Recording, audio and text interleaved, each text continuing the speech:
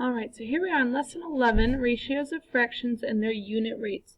So again, we are back to this unit rate that we've been talking about for what I feel like forever. Remember, unit rate is how much for, oh, lost my page. Try this again. Wait, doesn't look very good. Alright, unit rate is how much for 1. Okay, so we're still looking for our constant, which is k, which is always and will always be y over x. Alright, but now when we're looking for that unit rate and we're looking for how much for 1, we're going to really have to actually divide out these numbers instead of leaving them as fractions, okay? So, example 1 says, during their last workout, Izzy ran 2 1/3 miles in 15 minutes, and her friend Julia ran 3 3/4 miles in 25 minutes.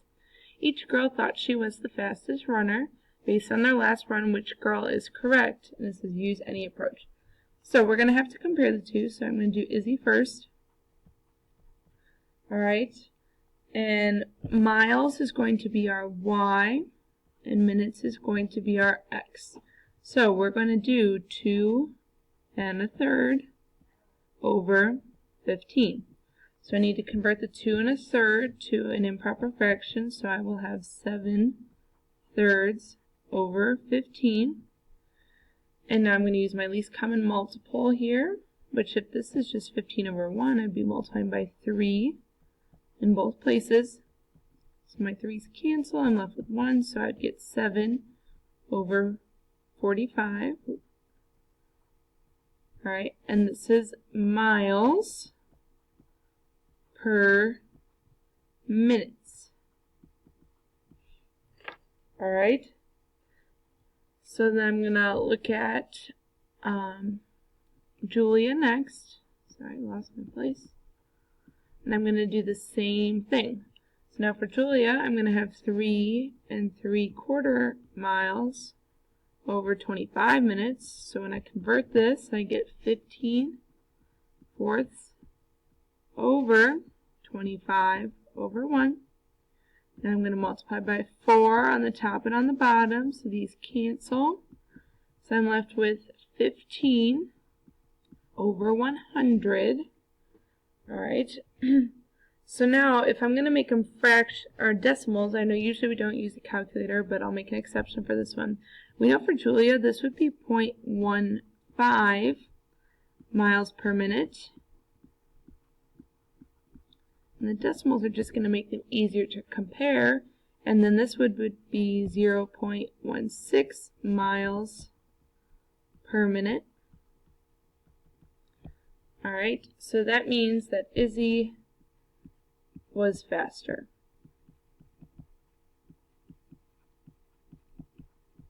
Right, again, in general, we're not going to use the calculator for right now. For the sake of comparing, it was easier to compare the decimals. Alright, so we're going to move on to number 2. It says, a turtle walks 7/8 of a mile in 50 minutes. What is the unit rate expressed in miles per hour? So part A says to find the turtle's unit rate. Meredith wrote the following complex fraction. Explain how the fraction 5/6 was obtained. So 5/6, they want unit rate, they want miles per hour. So this means that this must be miles and this must be hours.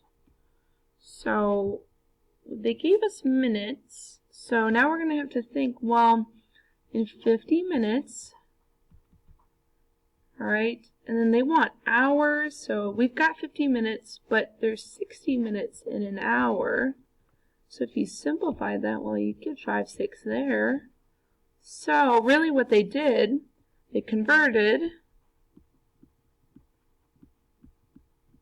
the minutes to hours.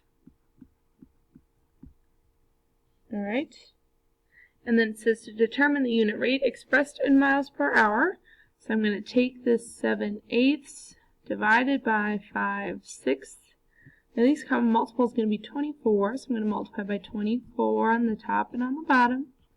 So I get a 1 and a 3 and and a 1 and a 4. So when I multiply this out, I get 21 over 20. And if I make that a mixed number, it'd be 1 and 1/20 miles per hour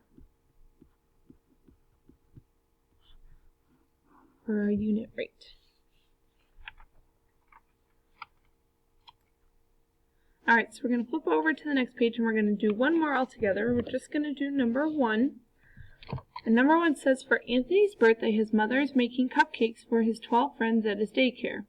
The recipe calls for 3 1/3 cups of flour. This recipe makes 2 1/2 dozen cupcakes. Anthony's mother has only 1 cup of flour. Is there enough for each of his friends to get a cupcake? Explain and show your work. So first we have to figure out our x and our y, so our inputs and our outputs. So our input, x, is our flour. When we get out is our y, which is our cupcakes. So when we go to find our unit rate, we are going to do 2 1/2 over 3 1/3.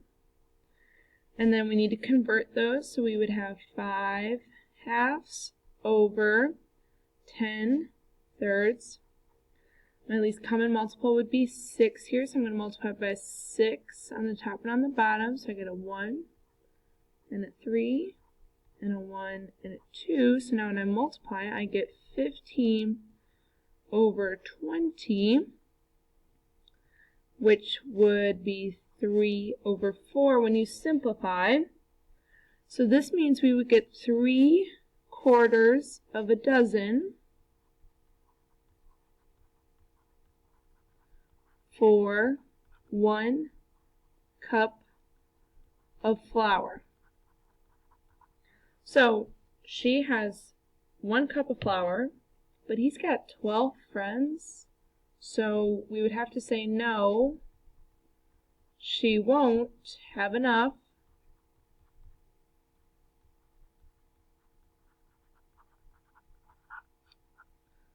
for a full dozen. Alright, so that's all we're going to do for this lesson. We'll do some more practice in class tomorrow. If you have any questions, you can bring those to class as well, but that is all for this.